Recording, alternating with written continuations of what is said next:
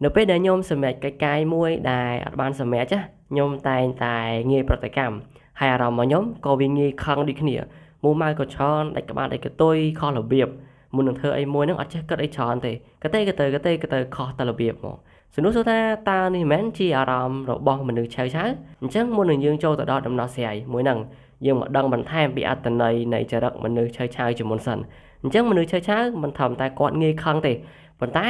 គាត់ក៏មិនអាចគ្រប់គ្រងអារម្មណ៍របស់គាត់បានល្អផងដែរហើយសកម្មភាពដែលគាត់ធ្វើមួយគឺគាត់ធ្វើសកម្មភាពចេញជារូបជារាងសិនមិនគាត់គិតតាមក្រោយគាត់អត់គិតមុនគូទេគាត់គូហើយមិនគាត់គិតតាមក្រោយហើយពេលជួបបញ្ហាគាត់ប្រើប្រាស់អារម្មណ៍ជាមូលដ្ឋានសំខាន់ជាជំនួយនៅក្នុងការប្រើជាហេតុផលនៅក្នុងការដោះស្រាយបញ្ហារបស់គាត់អញ្ចឹងនៅពេលដែលគាត់មិនអាចគ្រប់គ្រងអារម្មណ៍របស់ខ្លួនឯងបានល្អហើយថែមទាំងប្រើប្រាស់អារម្មណ៍ជាស្នូលសំខាន់នៅក្នុងការដោះស្រាយបញ្ហាទៀតអញ្ចឹងសួរថាតើបញ្ហាមួយហ្នឹងគាត់អាចដោះស្រាយបានដោយរបៀបណាមនុស្សកំពុងតែក្តៅភ្លើងកំពុងតែឆេះខ្លាំងផងដោយយកសាំងម្ចាស់លើភ្លើងបន្ថែមអញ្ចឹងចុះសួរថាហេតុអីបានមនុស្សម្នាក់ខ្លាចទៅជាមនុស្សដែលឆៅឆាវមនុស្សដែលចិត្តក្តៅអញ្ចឹងមនុស្សម្នាក់ដែលអាចខ្លាចទៅជាមនុស្សដែលឆៅឆាវមនុស្សដែលចិត្តក្តៅដោយសារតែទី1គឺខ្វះការគ្រប់គ្រងអារម្មណ៍អញ្ចឹងមនុស្សខ្លះមិនបានរៀនពីរបៀបគ្រប់គ្រងអារម្មណ៍តាំងតែពីតូចមកម្ល៉េះដោយពេលវេលាដែលជួបបញ្ហាពួកគេប្រតិកម្មលឿនខ្លាំងមែនតើហើយរៀងកញ្ឆក់អត់អាចដោះស្រាយបានដោយសន្តិវិធីមួយទៅតាមលំហនៃបញ្ហាដែលយើងកំពុងតែជួបប្រទះនឹងទេចំណុចទី2នោះគឺសម្ពាធនៅក្នុងជីវិតអញ្ចឹងពេលណាដែលគាត់ជួបបញ្ហាការងារសាលាឬក៏គ្រួសារច្រើនទស្សនវិជ្ជាទាំងអស់នឹងច្រើនអាចធ្វើឲ្យគាត់នឹងខ្លាចទៅជាមនុស្សម្នាក់ដែលតានតឹងហើយខ្លាចទៅជាមនុស្សម្នាក់ដែលងាយខឹងមជ្ឈដ្ឋានខាងក្រៅអាចជះឥទ្ធិពលទៅដល់អារម្មណ៍របស់គាត់ធ្វើអារម្មណ៍របស់គាត់រៀងប៉ះទង្គិចធ្វើឲ្យគាត់នឹងឃើញអីបន្តិចក៏មានអារម្មណ៍ថាខឹង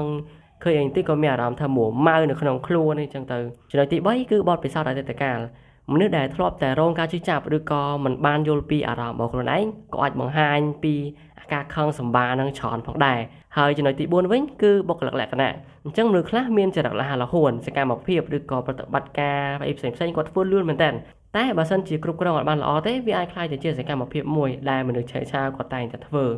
ើវាគាត់ធ្វើលឿនរហ័សរហួនពេករហូតដល់ធ្លាក់កលុកឬក៏ធ្លាក់ឈួរធ្លាក់អូយចឹងទៅគាត់អត់មានហ្វ្រាំងនៅក្នុងការទុកខ្លួនឯងទេហើយលក្ខណៈផ្សេងទៀតក៏អាចជួយឲ្យយើងសម្គាល់ថាមនុស្សម្នាក់ណាដែលជាមនុស្សឆេះឆាវបន្ថែមទៀតគឺយើងអាចសម្គាល់ទៅលើអាកប្បកិរិយាខឹងលឿនសម្រាប់រឿងទូចសូម្បីតែរឿងទូចក៏គាត់ខឹងលឿនដែរមិនថារឿងធំទេហើយនិយាយពាក្យមួយធ្ងន់ដល់អត់បានគិតពិចារណាបានគ្រប់ជ្រុងជ្រោយល្អល្អទេហើយគាត់ព្យាយាមស្រែកតែងតែប្រើកំហឹងស្រែកឬក៏បង្ហាញអារម្មណ៍ខ្លាំងទៅលើអ្នកដទៃបើសិនជាគាត់កំពុងតែពិភាក្សាមួយគ្នាសុកគាត់ស្រែកយកពេលខ្លះគាត់គិតថាគាត់ស្រែកគាត់និយាយធម្មតាប៉ុន្តែបើសិនជាអ្នកដែលមិនធម្មតាគាត់គិតថាម្នាក់នឹងនិយាយស្រែកដែរហើយក្រោយមកទៀតគាត់មានអារម្មណ៍ថាសោកស្ដាយដល់ពេលដែលគាត់និយាយខ្លាំងកំហុសកំហែងទៅដាក់ម្នាក់ជុំវិញខ្លួនមនុស្សជុំវិញខ្លួនដែលគាត់កំពុងតែពិភាក្សាជាមួយកំពុងតែទំនាក់ទំនងជាមួយនឹងឯងហើយចោះចំពោះផលប៉ះពាល់វិញតើមនុស្សឆៅឆាវប្រឈមទៅនឹងបញ្ហាអ្វីខ្លះទៅចំណុចទី1គឺទំនាក់ទំនងខូចអញ្ចឹងមនុស្សដែលនៅជុំវិញខ្លួនយើងនឹងអាចនឹងមិនចង់នៅចិត្តយើងទេដោយសារតែគេដឹងថាយើងជាមនុស្សឆៅឆាវមនុស្សដែលចិត្តក្តៅពួកគេខ្លាចការខឹងរបស់យើងមែនតើព្រោះការខឹងរបស់យើងគិតថាវាធម្មតាប៉ុន្តែសម្រាប់គេគឺវាមិនធម្មតាទេវាគួរឲ្យខ្លាចសម្រាប់អ្នកដែលនៅជុំវិញខ្លួនរបស់យើងទី2គឺបាត់បង់ឱកាសអញ្ចឹងបើសិនជានិយាយពីកន្លែងការងារឬក៏ការសិក្សាអ្នកដែលឆៅឆាវភាគច្រើនគឺគាត់បាត់បង់ឱកាសច្រើនមែនតើដោយសារតែអាកប្បកិរិយារបស់គាត់អត់មានរបៀបរៀបរយឬក៏ការនិយាយស្ដីរបស់គាត់វាចេញណាកំហឹងអត់ចេះទប់អត់ចេះចាប់ហ្វ្រាំងឬក៏អត់ចេះនៅក្នុងការនិយាយល្អអត់ចេះនៅក្នុងការបត់បែនការនិយាយស្ដីឲ្យគ្រប់កលៈទេសៈនៅក្នុងស្ថានភាពការងារនៅក្នុងបរិបទការងារចំណុចទី3គឺសុខភាពផ្លូវចិត្តអញ្ចឹងការណាដែលខឹងញឹកញាប់គាត់ធ្វើឲ្យគាត់នឹងមានអារម្មណ៍ថាតានតឹងចិត្តហើយនឹងអស់កម្លាំងចិត្តនៅក្នុងការធ្វើរឿងអីមួយដែលវាជាផលប្រយោជន៍សម្រាប់ខ្លួនឯង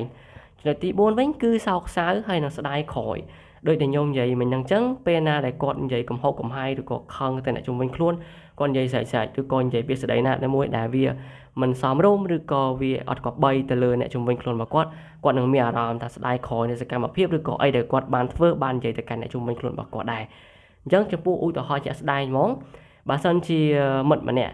គាត់និយាយលេងតិចតួចណាប៉ុន្តែចំពោះមនុស្សឆៅឆាវគាត់អាចនឹងគិតថាការនិយាយលេងរបស់មិត្តភក្តិរបស់គាត់ហ្នឹងវាដូចជាការប្រមាថការមើលងាយហើយគាត់ចាប់ដើមខឹងគាត់ក៏និយាយប្រកែកថាឲ្យឬក៏ស្ដីឲ្យធ្វើឲ្យមិត្តភក្តិរបស់គាត់ម្នាក់ហ្នឹងខ្លាចលែងហ៊ាននិយាយជាមួយលែងហ៊ានលេងជាមួយទៀតហើយ ជាមួយចំណុចមួយទៀតគឺអ្នកដទៃធ្វើខុសបន្តិចបន្តួចទេប៉ុន្តែគាត់ស្រែកដាក់ឬក៏ប្រតិកម្មដាក់ខ្លាំងហ្មងណាគាត់អត់ព្យាយាមសួរហេតុផលថាមិនបានអ្នកឯងធ្វើអញ្ចឹងទេគាត់ស្រែកដាក់ប្រតិកម្មខ្លាំងដាក់ផ្ទាល់ហ្មងចំណុចមួយទៀតនៅពេលដែលគាត់មានចំនួនគាត់មិនស្ដាប់ហេតុផលទេគាត់តែងតែតបដោយអារម្មណ៍ឆៅឆាវអារម្មណ៍ក្តៅក្រហាយឬក៏អារម្មណ៍របស់មនុស្សដែលកំពុងតែក្តៅខ្លាំងដែលយកសាំងយកមកចាក់លើភ្លើងមនុស្សកំពុងតែក្តៅខ្លាំងហើយគាត់ជះទៅទាំងអស់បណ្ដោយគាត់ព្យាយាមសម្របសម្រួលទេគាត់ដាក់ទៅវិញទៅមនុស្សដែលគាត់កំពុងតែឆ្លោះជាមួយហ្នឹងហ្មងហើយចំពោះចំណុចចុងក្រោយនេះគឺជាវិធីសាស្ត្រនៅក្នុងការដោះស្រាយចំពោះអ្នកដែលគិតថាខ្លួនឯងថ្ងៃនេះកំពុងតែស្ថិតនៅក្នុងចំណោមមនុស្សដែលឆៅឆាវអញ្ចឹងទី1គាត់អាចប្រើវិធីសាស្ត្រឈប់មុននឹងប្រតិកម្មមានន័យថាពេលដែលគាត់ខឹងគាត់រាប់ពី1រហូតដល់10ហើយដល់ដង្ហើមឲ្យជ្រៅ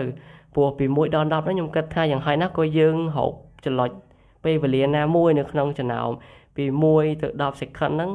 យកមកគិតពិចារណាយកមកទុកខ្លួនឯងចាប់ហ្វ្រាំងខ្លួនឯងឲ្យនិយាយពាក្យណាដែលវាមិនគប្បីទៅធ្វើឲ្យគេហ្នឹងវាប៉ះពាល់អារម្មណ៍ចំពោះចំណុចទី2គឺគិតមុននិយាយអញ្ចឹងយើងសួរខ្លួនឯងសិនថាអ្វីដែលខ្ញុំនិយាយអ្វីដែលខ្ញុំធ្វើហ្នឹងវាប៉ះពាល់ទៅដល់អ្នកដទៃធ្វើឲ្យគេអត់សុបាយចិត្តធ្វើឲ្យគេខឹងខ្ញុំអត់អញ្ចឹងបើសិនជាយើងគិតថាមិនប៉ះពាល់ទេនិយាយទៅយើងនិយាយស្រួលបួរមួយគេប្រភេទសារស្រួលបួរមួយគេគឺយើងនិយាយទៅចំពោះចំណុចទី3វិញគឺរៀនយល់ពីចិត្តអ្នកដទៃអញ្ចឹងយើងព្យាយាមយល់ថាអ្នកដទៃហ្នឹងក៏គេមានហេតុផលរបស់គេដែរយើងកុំព្យាយាមយល់តែហេតុផលរបស់ខ្លួនឯងណាព្រោះពេលណាដែលយើងយល់តែហេតុផលរបស់ខ្លួនឯងយើងនឹងនិយាយម៉ាំងអត់បានគិតដាច់ក្បាត់ឯកតុយពីហេតុផលដែលយើងមានហ្នឹងហើយយើងទៅគិតថាយើងក៏មានហេតុផលគេក៏មានហេតុផលដែរគេធ្វើអញ្ចឹងមកលើយើងក៏គេមានហេតុផលយើងធ្វើអញ្ចឹងទៅលើគេក៏មានហេតុផលដែរអញ្ចឹងជំរឿនដែលល្អគឺយើងព្យាយាមនិយាយគ្នាជាមួយនឹងភាគីទាំងសងខាងនឹងដោយសន្តិវិធីទៅដោះស្រាយដោយសន្តិវិធីទៅចំពោះចំណុចទី4គឺបង្ហាញអារម្មណ៍តាមវិធីល្អដូចជាការហាត់ប្រាណការស្ដាប់ភ្លេងឬក៏ការសរសេរពីអារម្មណ៍អញ្ចឹងពេលណាដែលយើងចង់ទប់ខ្លួនឯងពីមនុស្សដែលឆៅឆាវមកជាមនុស្សដែលចេះគិតវិចារណាមុននឹងធ្វើអីមួយទប់កំហឹងខ្លួនឯងយើងអាចតែហាត់ប្រាណដើម្បីរៀនពីការអត់ធ្មត់ស្ដាប់តន្ត្រីធ្វើអារម្មណ៍ស្រស់ស្រាយហើយទៅសេពីអារម្មណ៍ដើម្បីបង្កើនការយល់ដឹងពីអារម្មណ៍ខ្លួនឯងយល់ពីអារម្មណ៍របស់ខ្លួនឯងកាន់តែច្រើនទៀតចំពោះចំណុចទី5គឺហាត់អត់ធ្មត់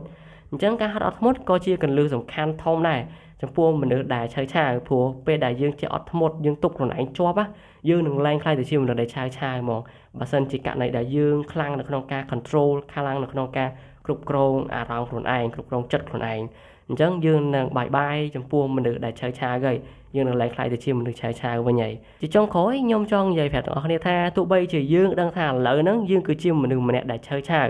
អារម្មណ៍យើងឆៅឆាវយើងអាចទប់អារម្មណ៍អាចទប់អាការនិយាយអាក្រក់ស្ដីអាក្រក់ស្ដីធំរបស់យើងបានទេយើងក៏អាចកែប្រែបានដែរតាមវិធីសាស្ត្រដែលខ្ញុំប្រាប់អ្នកទាំងអស់គ្នាមិនហ្នឹងអញ្ចឹងចំពោះវិធីសាស្ត្រដែលខ្ញុំសង្កត់ធ្ងន់បំផុតនោះគឺការហាត់អត់ធ្មត់លុតដំចិត្តខ្លួនឯងការគ្រប់គ្រងអារម្មណ៍គ្រប់គ្រងចិត្តគ្រប់គ្រងការនិយាយនឹងឯងព្រោះអារម្មណ៍របស់យើងហ្នឹងវាប្រៀបដូចជាកបិតមុខពីរអញ្ចឹងយើងអាចប្រើប្រាស់នឹងផលល្អផងយើងអាចចាក់ខ្លួនឯងផងហើយនឹងចាក់គេផងបានដូចគ្នាចាក់គេសំដៅទៅលើធ្វើឲ្យគេឈឺចាប់ចាក់ខ្លួនឯងហ្នឹងធ្វើឲ្យខ្លួនឯងឈឺចាប់ហើយប្រើប្រាស់ល្អហ្នឹងគឺយើងអាចប្រើប្រាស់អារម្មណ៍របស់យើងហ្នឹងទៅគិតរឿងណាដែលមានប្រយោជន៍ឬក៏រឿងណាដែលវាជួយទៅដល់ខ្លួនឯងឲ្យខ្លួនឯងហ្នឹងវារីកចម្រើនដល់ថ្ងៃខាងមុខទៀតអញ្ចឹងចំពោះវីដេអូថ្ងៃនេះគឺខ្ញុំមានតែប៉ុណ្្នឹងទេពីខ្ញុំ share ស្អីគេសូមអរគុណនិងសូមជម្រាបលា